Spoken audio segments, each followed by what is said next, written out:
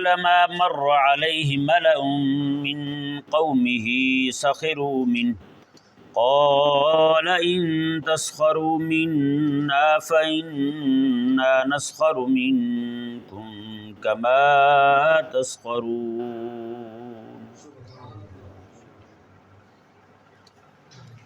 اس آیہ مبارکہ کے متعلق یعنی اس آیہ مبارکہ سے حاصل ہونے والے ایک درس پر کچھ گفتگو کی جائے گی کہ حضرت سیدنا نوح علیہ نبینا و علیہ الصلوۃ والسلام کے کشتی بنانے پر ان کی قوم نے ان کا مذاق اڑایا، ٹھٹھا کیا، انہوں نے تمسخر اڑایا، نعوذ باللہ یہاں تک کہا انہوں نے حضرت نوح علیہ الصلوۃ والسلام کو اب آپ ترخان بن گئے ہیں، بڑھئی بن گئے ہیں آپ۔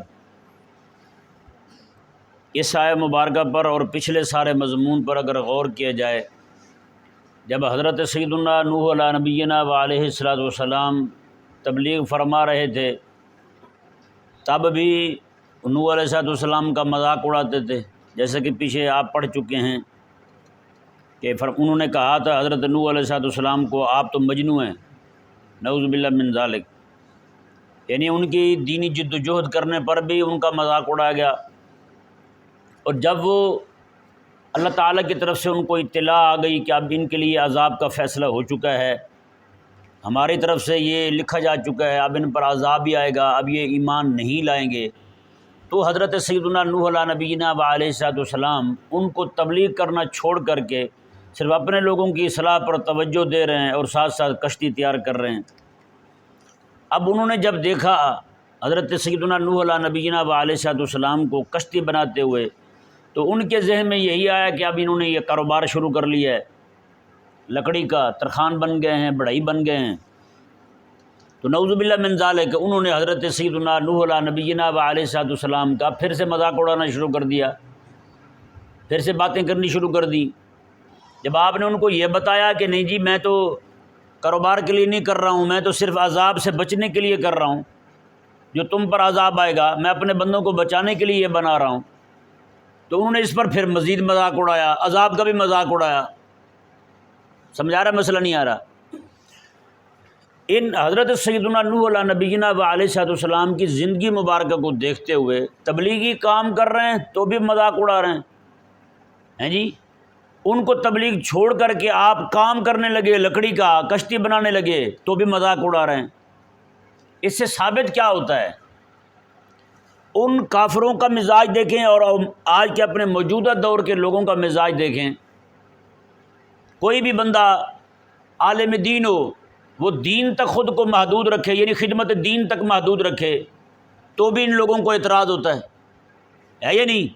مولوی جی فارغ پڑے ہوئے ہیں، مسجد میں پڑے رہتے ہیں، لسی پی کے سوئے رہتے ہیں، ان کو چاہیے کہ کوئی کام کریں، کوئی کاروبار کریں، کو اپنا کوئی بزنس ہونا چاہیے، بزنس مین بنیں تاکہ یہ مسجد کی کمائی نہ کھائیں، کرتے نہیں کرتے اس طرح کی باتیں؟ تو ان کا مقصد جو ہوتا ہے نا، یہ نہیں ہوتا کہ علماء طبقہ جو ہے وہ مضبوط ہو جائے، ان کا مقصد صرف اور صرف یہ ہوتا ہے کہ ان کو یہ جو کام کر رہے ہیں نا اس کام سے چھڑائیں اور ان کو کاروبار میں لگا دیں۔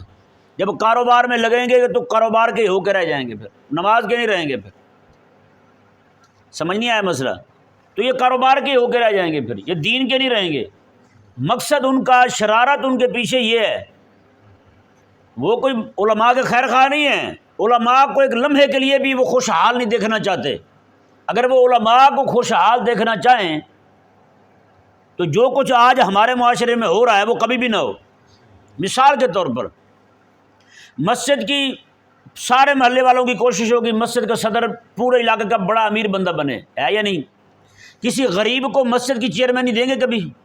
بتائیں، دیکھا بھی کبھی آپ نے مسجد محلے کا سب سے غریب بندہ اور مسجد کے چیئرمین ہو، مسجد کا صدر ہو؟ کبھی نہیں ہوگا۔ خزانچی کبھی غریب کو بنائیں گے؟ سیکٹری، فیکٹری، جو کچھ بھی ہو، چگلیوں والی فیکٹری، جو کچھ بھی ہو، کبھی کسی بنائیں گے غریب کو؟ کبھی بھی نہیں بنائیں گے۔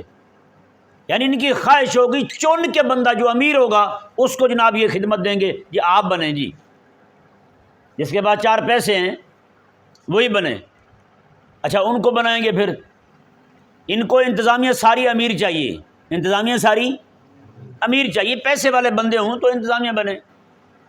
اچھا پیر ان کو کیسے چاہیے؟ پیر بھی امیر چاہیے۔ ایک حیرانگی ہوگی، ایک بندہ کہنے لگا جی میں فلاں اپنے پیر صاحب کا بیعت ہوں، تو پیر صاحب کا تعارف کیا کروا رہا ہے؟ اپنے پیر صاحب کا تعارف کو خدمت دین کے حوالے سے نہیں کروا رہا، وہ غلبہ دین کے لیے جد و جہد کے حوالے سے نہیں کروا رہا، بلکہ اپنے پیر کا تعارف جو ہے وہ یوں کروا رہا ہے کہ ہمارے پیر صاحب کی جو گاڑی ہے اس کے اتنے اتنے بڑے موٹے ٹائر ہیں۔ میں نے کہا بھائی کچھ خدا کا خوف کرو ہیں۔ آپ لوگ جو ہیں وہ بزرگوں کی بزرگی دیکھ کے بیعت ہوتے تھے، لوگوں کا اہل اللہ کا اللہ تعالیٰ کے ساتھ تعلق دیکھ کر بیعت ہوا کرتے تھے۔ آپ جو وہ گاڑی کے ٹائر دیکھ کے بیعت ہو رہے ہیں۔ آج جس کے بعد بھی چلے جائیں ہمارے پیر صاحب تو بھائی اتنی خوراک کھاتے ہیں اور کچھ بھی نہیں، کیونکہ ان کی اپنی ساری جد و جہد جو اسی لیے ہے، انہوں نے پھر نظر بھی اسی بات پہ رکھنی ہے۔ یعنی ان کو پیر بھی امیر چاہیے، پیر بھی امیر چاہیے، مسجد کی انتظامیہ بھی امیر چاہیے، اور مسجد کا مولوی مریل سا ہو، بالکل غریب سا، ہر وقت ہاتھ پھیلائے رکھے، وہ امام چاہیے ان کو۔ اس کے گھر میں کبھی گندم نہ ہو تو کبھی جناب گھی نہ ہو، کبھی تیل نہ ہو تو کبھی پانی نہ ہو، ایسا امام چاہیے ان کو۔ کیوں؟ اس کے پیچھے بھی ان کا مقصد ہے۔ وہ مقصد کیا ہے؟ ان کا مقصد یہ ہے کہ اگر امام جو ہے وہ کھانے پینے کے معاملات میں، باقی معاملات میں اگر یہ مضبوط ہوا تو اس نے تو بھائی پھر حق کہنا شروع کر دینا، ہمارے دباؤ میں نہیں آئے گا۔ ہم جو دبا کے رکھتے ہیں، علماء کو پیس کے رکھتے ہیں، وہ پھر ہماری من مانی نہیں چل پائیں گی۔ سچی بات ہے، بہت ساری مساجد ہیں، ابھی بھی ایک مسجد کچھ عرصہ پہلے مجھے معلوم ہوا، ایک مسجد آپ کے لاہور کے پاس ہی ہے، 7 سال ہو گئے انہوں نے امام نہیں رکھا، خطیب نہیں رکھا۔ کیا کرتے ہیں؟ ہر جمعے نیا امام آ رہا ہے، نیا خطیب آ رہا ہے، ٹیسٹ لیا اور ان کو روانہ کر دیا۔ کہاں سے آ رہا ہے؟ کوئی ملتان سے آ رہا ہے بیچارہ، کوئی کہیں سے آ رہا ہے، کوئی کہیں سے آ رہا ہے، وہ کرایہ دیتے دیتے یہاں پہنچتے ہیں اور یہاں سے انتظامیہ کہتے ہیں جی آپ کی تقریر ہمیں پسند نہیں آئی، اور روانہ کر دیتے ہیں۔ بتائیں، یہ ہے وہ نظام، لعنتی نظام ہے، سرمایہ دارانہ نظام ہے۔ سرمایہ دار جہاں بھی گھسا ہے اس نے تباہی ڈالی ہے، قسم خدا کے کہہ رہا ہوں۔ سرمایہ دار ذہن جہاں بھی گیا ہے، چاہے مدرسے میں گیا ہو، مسجد میں گیا ہو، خانقاہ میں گیا ہو، اس نے تباہی پھیری ہے۔ کبھی بھی سرمایہ دار غلام ہو حضرت عثمان کا، پھر بات ہو رہا ہے۔ سرمایہ دار کے ذہن میں بیٹھا ہو نمرود تو پھر حال یہی ہوگا، سرمایہ دار کے ذہن میں قارون بیٹھا ہو تو پھر حال یہی ہوگا۔ سچی بات ہے، میں باقیوں کو چھوڑیں، میں اپنا بتاتا ہوں۔ اچھرا کے اندر ایک مسجد ہے، میرے استاد تھے، انہوں نے مجھے بھیجا کہ وہ میں 1.5 سال پورے مسجدوں میں نے انٹرویو دیے ہیں، 1.5 سال پورا، آپ حیران ہوں گے۔ میں جہاں بھی جاتا تھا کہتے تھے یہ عالم کو نہیں، کوئی کچھ کہتا ہے، کوئی کچھ کہتا۔ اچھرا میں ایک مسجد میں گیا، جمعہ پڑھایا، انہوں نے کہا جی تقریر کا علمی تقریر نہیں تھی جی۔ چلو بھی دوسرا جمعہ پھر استاد صاحب کہنے لگے آپ پڑھائیں جی۔ دوسرے جمعہ کو پھر جا کے میں نے پڑھایا تو انہوں نے کہا جی تقریر علمی کو نہیں تھی۔ لو بھائی 2 جمعے پڑھا دیے میں نے۔ اب اگلے جمعے کیا ہوا، ایک لڑکا میرے پاس پڑھتا تھا، میں نے اسے کہا، میں نے کہا یار آپ جاؤ، وہ دوسرے سال میں پڑھتا تھا میرے پاس، میرا شاگرد تھا۔ وہ جب گیا وہاں جا کے اس نے تقریر کی، انہوں نے کہا لو عالم تو یہ ہے۔ اب انہیں یہ نہیں پتا کہ وہ میرا شاگرد ہے، انہوں نے کہا یہ عالم ہے۔ مزیداری والی بات ہے ابھی تک وہی بچہ وہیں پہ خدمت کر رہا ہے، عالم ہے بہت۔ اس نے وہ 2 سال پڑھے تھے، 1 سال اور پڑھا اس نے، پھر بھاگ گیا، پھر پڑھا کوئی ہو 3 سال پڑھے ہیں وہاں پہ، ان کے لیے علامۃ الدہر والقہر ہے وہ۔ بتائیں، یہ حساب ہے قوم کا۔ اور ایک یہ بھی اچھرے میں جگہ ہے، وہاں پہ کوئی انا عاشق ہے، کوئی چوک بھی وہ انا عاشق کہلا، حاجی عاشق انا چوک بھی اسی کے نام سے ہے۔ مزیداری والی بات ہے، میں اس کے پاس گیا، میں اسی سے پوچھ رہا تھا حاجی عاشق انے دی مسجد کیڑی، وہ آگے سے وہی انا تھا، وہ بھوتر نہیں گیا۔ اچھا وہیں پہ میں نے جمعے کی تقریر کی، تو اب جو مزاج ہے میرا شروع دن سے یہی گفتگو کرتے ہیں، گفتگو میں نے کر دی۔ اب گرمی کا موسم تھا بہت سخت، آپ کو پتہ ہے باقی سب پہ اے سی بھی چل رہا ہوتا ہے، پنکھا بھی چل رہا ہوتا ہے، امام بیچارہ اندر کھڈے میں بیٹھا ہوتا ہے تو اس پہ پنکھا بھی نہیں چل رہا ہوتا۔ اب وہ بھی 3 سال سے کہتے ہیں خراب ہے پنکھا، تو اب پنکھا بھی نہیں چل رہا تھا، کچھ بھی نہیں تھا، تو گرمی لگ رہی تھی، میں نے یہ بازو اوپر کر دیے۔ کہتے ہیں تقریر علمی تھی، قرآن سنا پڑا ہے، پر یہ بازو اوپر کیے تھے نا، یہ خطرناک ہے۔ اب بتائیں بھائی میں نے کون سے بازو اوپر کر کے تمہیں گھسنے مار دیے تھے؟ سچی بات ہے، یہی عذر نکالا انہوں نے، اور کوئی بھی نہیں عذر نہیں تھا ان کے پاس۔ جناب یہ بازو ان کے ننگے تھے جمعے میں نے کہا تمہارے بچے پینٹ پہن کے بالکل ننگے ہو کر نماز پڑھ رہے ہیں، ان کی جب ننگوں کے پیچھے نماز ہو جاتی ہے جی، جنہوں نے اپنی شرمگاہ ننگی کی ہوئی، اگر وہی سارے پیچھے کھڑے ہوں تو امام کے اگر یہ بازو تقریر کرتے ہوئے ننگے ہو گئے ہیں تو اس میں کون سی عیب والی بات تھی بتائیں یار؟ یعنی کہ امام کے معاملے میں تقوی کا لیول ان کا بہت اونچا چلا جاتا ہے۔ یہ ساری لعنت پڑی ہے سرمایہ دار کے گھسنے کی وجہ سے، سچی کہہ رہا ہوں، اور میں اس پہ انشاءاللہ عنقریب گفتگو کروں گا۔ سرمایہ دار نے جہاں جہاں بھی پاؤں رکھا ہے تباہی پھیری ہے اس نے، اور آپ وہ مضمون میں نے مدینہ شریف میں نے سوچا تھا یہ مضمون انشاءاللہ بیان کروں گا کسی دن، ایسے روز روشن کی طرح یہ معاملہ واضح ہو جائے گا اور آپ کو پتہ چلے گا واقعی تباہی پھیری ہے انہوں نے۔ سرمایہ دارانہ نظام نے پکڑ کے پورے دینی طبقے کو رگڑ کے رکھ دیا ہے، پیس کے رکھ دیا ہے انہوں نے دینی طبقے کو، کہاں کہاں ان کا ظلم نہیں پہنچا بتائیں؟ دل میرا کر رہا ہے ابھی کھول دوں اس کو، لیکن جو میں نے گفتگو شروع کی ہے وہ پھر رہ جائے گی۔ یعنی ان کو انتظامیہ بھی مضبوط چاہیے، وہ مالدار چاہیے، یہ پیر بھی مالدار چاہیے، احباب بھی مالدار چاہیے، امام جو ہے وہ نہیں بھائی، امام جو ہے نا ایسا چاہیے کہ اس کے گھر کی جناب بارش ہے تو چھت سے پانی بہنا شروع ہو جائے، امام جو ہے بالکل جناب مریل سا ہو، کبھی حق نہ کہہ سکے، کبھی دین بیان نہ کر سکے۔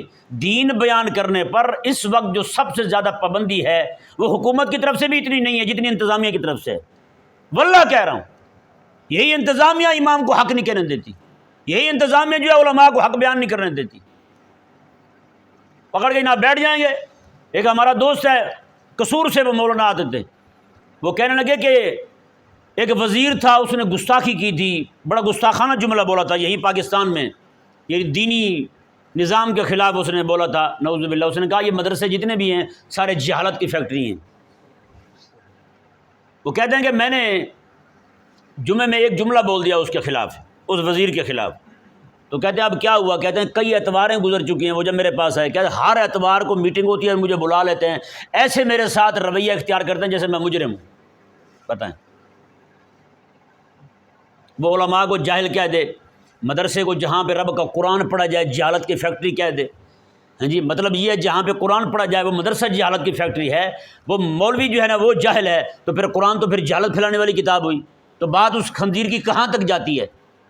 لیکن اب یہ دکھ کسی کو نہیں ہے کہ اتنی بڑی بات کر دی اس نے، لیکن اپنا دکھ ہے کہ جناب وزیر کے خلاف کیوں کھولا، ہم تو بھی اس کی جماعت کے بندے تھے، ہمارے وزیر کے خلاف بول دیے تو ہمارے تو ووٹ ٹوٹ جائیں گے، ہم جو پیسے لے لے کے ووٹ بیچنے کے، ووٹ خریدنے کے، فروخت کرنے کے پیسے لیتے ہیں، ہمارے تو پیسے مارے جائیں گے، لوگ اگر متنفر ہو گئے اس سے تو یہ حساب ہے بھائی۔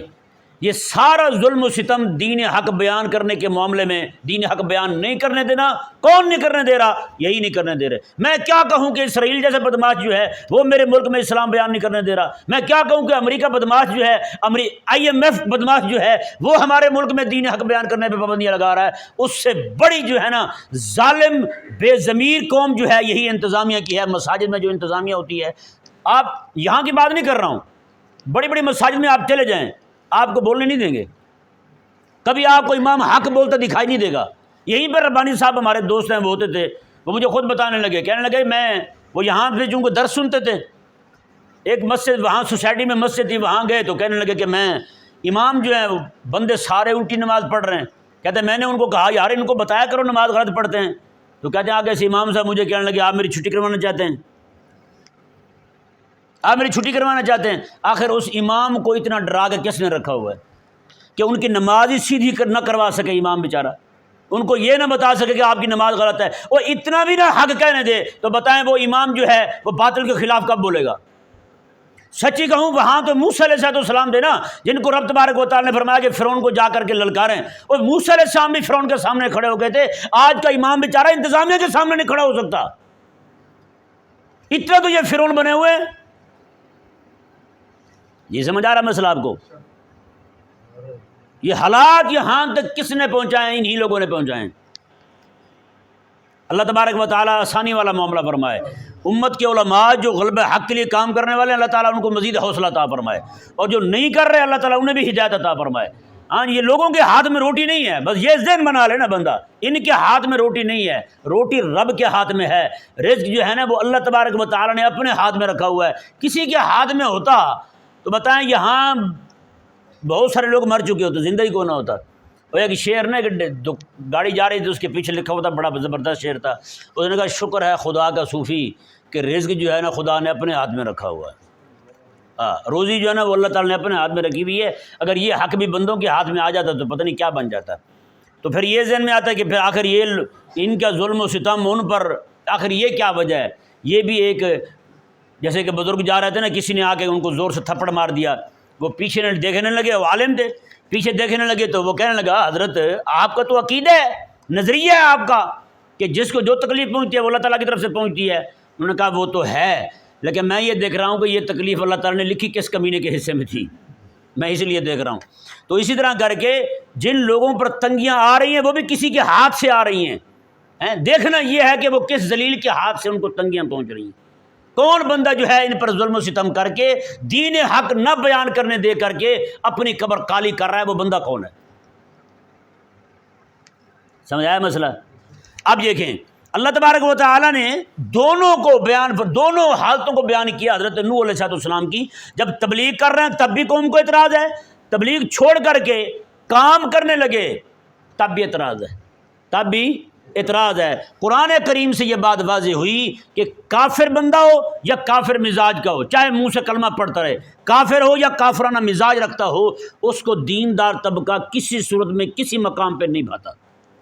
یہ مولوی جو ہے نماز پڑھائے ان کو برداشت نہیں، مولوی کی دوڑ مسجد تک بھی، اچھا جی مولوی کام کرنے لگ جائے، لو جی لگتا ہے ان کا حلوہ ختم ہونے والا تھا اس لیے کام کرنے لگ گئے، یعنی کہ مولوی برداشت کیوں نہیں؟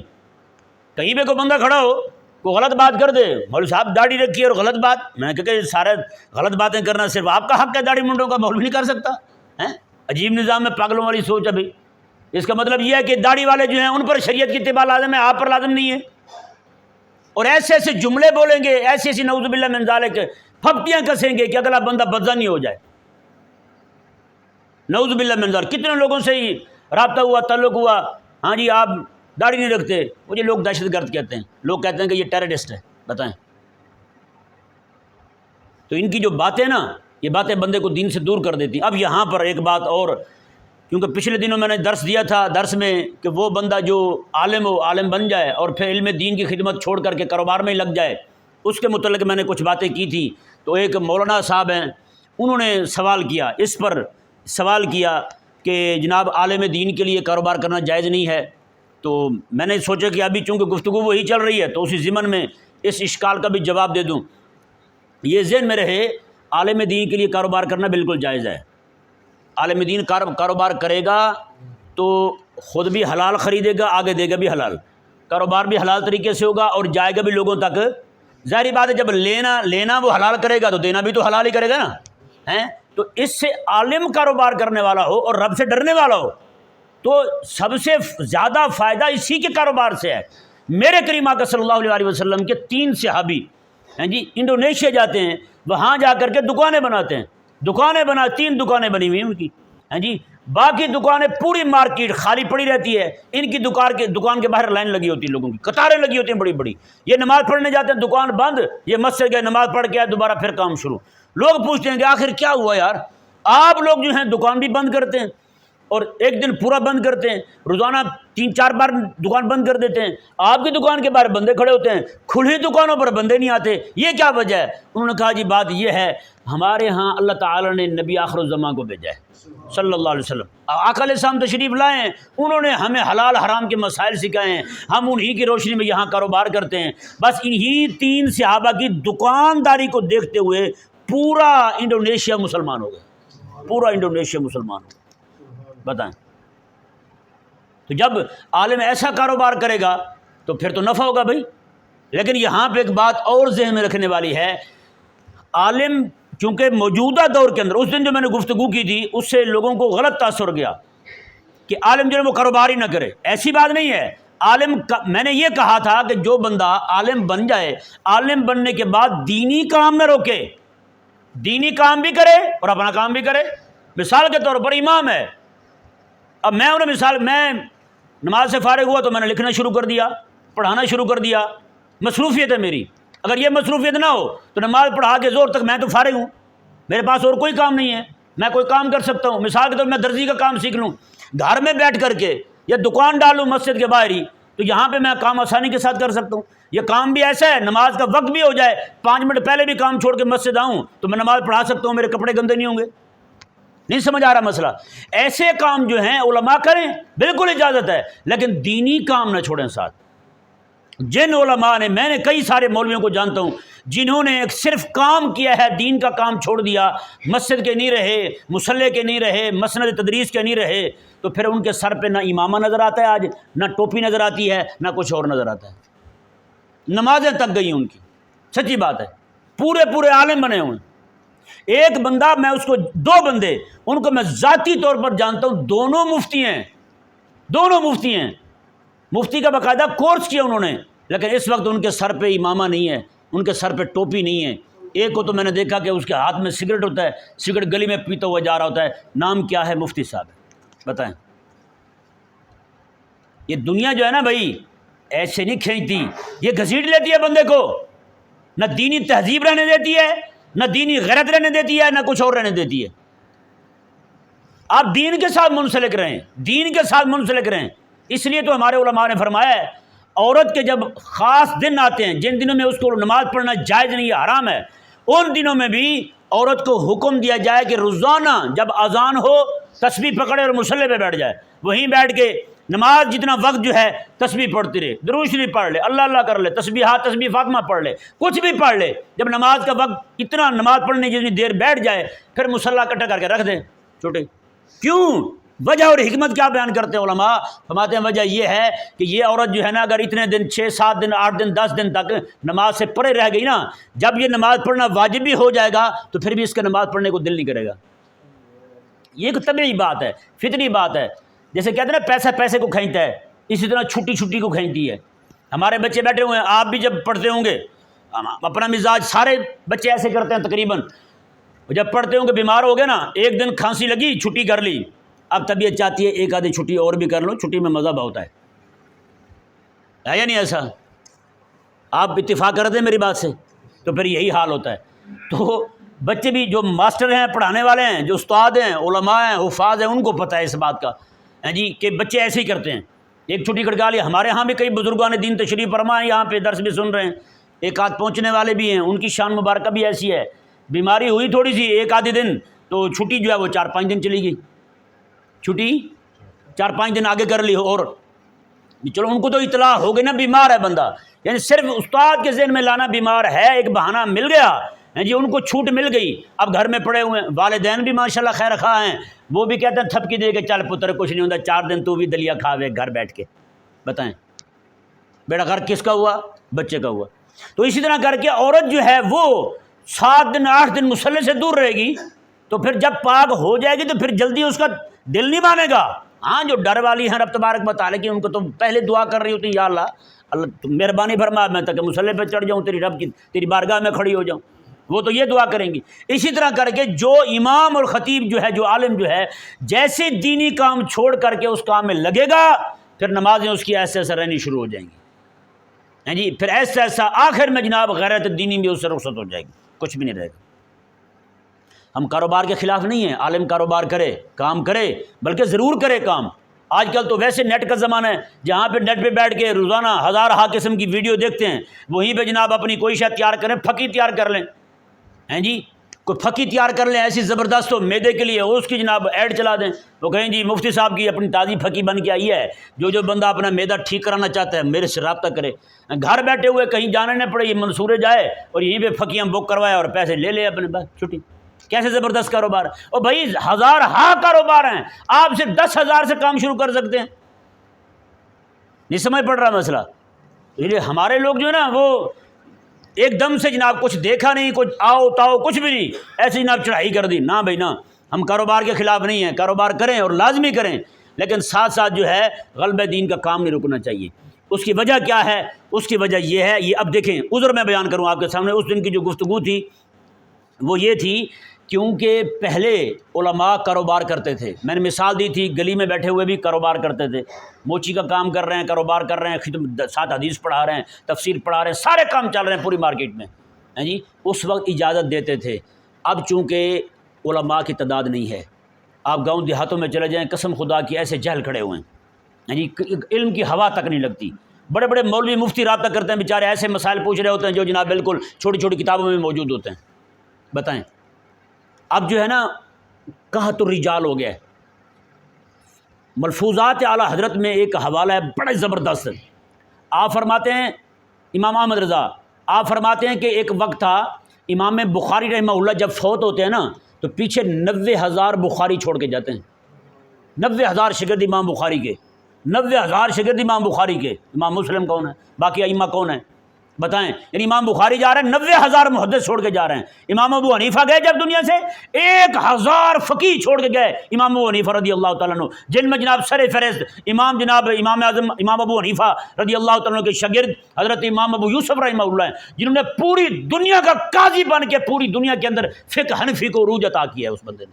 بتائیں. امام محمد رحمہ اللہ کو دیکھ لیں، امام ظفر رحمہ اللہ کو، بڑے بڑے ائمہ چھوڑ کے گئے امام ابو حنیفہ رحمہ اللہ. اعلی حضرت رحمہ اللہ فرمانے لگے آج کا وہ دور ہے، ہزاروں جا رہے ہیں، پیچھے ایک بھی نہیں چھوڑ کے جا رہے. بتائیں کتنے بڑے بڑے علماء چلے گئے، پیچھے خانقاہیں خالی ہیں، مدارس خالی ہیں، ان کے پائے کا ایک بندہ ہی نہیں ہے پیچھے.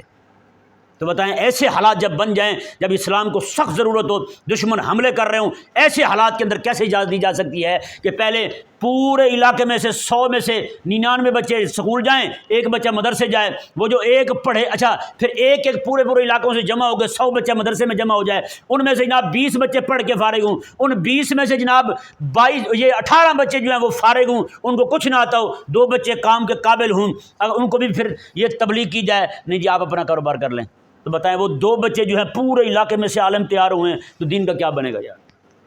ایسے حالات میں کیسے اجازت دی جا سکتی ہے ٹھیک ہے بھائی آپ جائیں اور کاروبار کرتے رہیں، دین کا کام چھوڑ دیں. میرے کریم آقا علیہ السلام کی زندگی مبارکہ کو، سیرت کو دیکھیں. اعلان نبوت سے پہلے آقا علیہ السلام تجارت کے لیے جاتے تھے نہیں جاتے تھے؟ حضرت خدیجہ پاک کا سامان لے گئے تھے حضور شام میں، پہلے اپنے چچا ابو طالب کے ساتھ گئے تھے نہیں گئے تھے آقا علیہ السلام؟ آقا علیہ السلام نے اعلان نبوت فرما دیا، اس کے بعد آقا علیہ السلام کے تجارتی اسفار دکھا دیں. بتائیں.